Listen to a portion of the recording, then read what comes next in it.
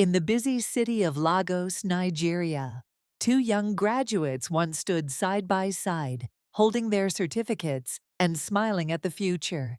Their names were Chinedu and Amara. They were not rich. They did not come from powerful families. Chinedu was the son of a motorcycle mechanic from Enugu. Amara was raised by her hardworking mother, who sold vegetables at a roadside market. But when they met during their final year at university, something special happened. They understood each other. They understood struggle. And sometimes, that is the strongest foundation for love. Just 2 weeks after graduation, they made a bold decision. They got married. The wedding was simple. No luxury decorations, no expensive hall. Just a small church, a few friends, music, laughter, and plates of jollof rice. They didn't have much, but they had something many wealthy couples never find. They had each other. After the wedding, reality began. They moved into a tiny one-room apartment in Lagos. When it rained, water leaked from the roof. When money was tight, they shared one plate of food. But every night before sleeping, Chinedu would hold Amara's hand and say something that gave her hope.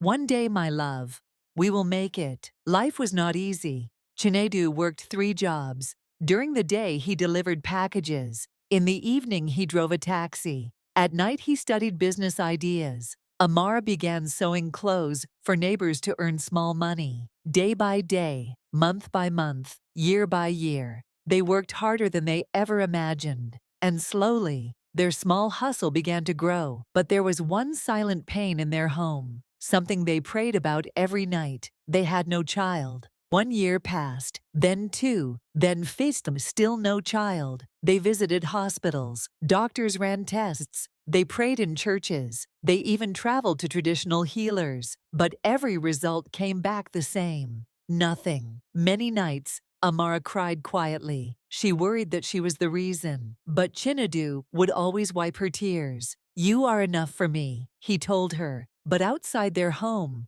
the world was not so kind. Relatives whispered, friends asked questions, and slowly, the pressure began to grow. 10 years later, everything changed. Chinedu's small electronics business suddenly exploded across Nigeria. He began importing devices, opening shops, making connections. Money started flowing. The tiny apartment became a beautiful house, then a luxury home in Lagos. Cars filled the driveway. Their names became respected in business circles. After years of suffering, they finally had everything they once prayed for: comfort, success, security, everything, except a child. Soon, Chinedu's family began visiting more often. One evening, his mother spoke words that echoed in his mind for months. A man must have a son to carry his name. Relatives agreed. Friends joked. Business partners asked uncomfortable questions. The pressure slowly surrounded him, until one day, Chinedu made a decision that would change everything. Without telling Amara, he secretly married another woman. Her name was Zainab. She was kind, beautiful, and young. The ceremony was quiet. No celebration, no happiness, only silence, and deep inside Chinedu's heart, guilt. For months, Chinedu lived 2 lives, one with Amara, the woman who struggled beside him from the very beginning, and another with Zainab, the woman his family believed would give him children. But secrets never stay hidden forever. One evening, Amara found a photograph in Chinedu's briefcase. It was a wedding photo. Chinedu, standing beside another woman. Her hands began to shake. Her heart shattered quietly. That night, when Chinedu returned home, she simply asked one question: "Am I no longer your family?" Chinedu froze. Then he fell to his knees. He confessed everything: the pressure, the fear, the secret marriage. Tears rolled down his face. But Amara did not scream. She did not shout. She only said something that broke him completely. "We were poor together. We built this life together. But when life became rich," she paused, "you chose to be rich without my heart." For the first time in his life, Chinedu realized something painful.